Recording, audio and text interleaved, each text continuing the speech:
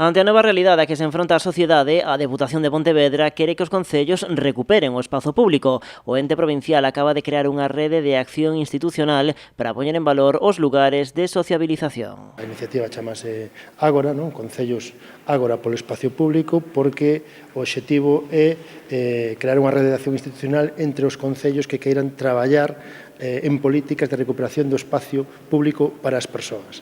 Entonces, vamos a conformarnos en rede, a través da cal a Deputación ofrecerá aos concellos un asesoramento técnico, liñas de axudas, iniciativas diversas que os concellos para participar só teñen que adherirse cun compromiso de adherir de compartir os 10 principios Ágora que acabamos de presentar. Eses principios baseanse en que o espazo público é un dereito no que por riba de todo están as persoas. Tamén busca a promoción da mobilidade inclusiva, autonomía infantil e a creación de espazos seguros, saudables, amables e de calidade. O documento técnico que se presentou hoxe é dunha calidade enorme, moi dificilmente se pode topar moito menos con facilidade, non moi centrado, moi estudado mesmo. Por tanto, digamos que ese asesoramento está garantido que vai a ser dunha alta calidade, por tanto, facer as cousas ben.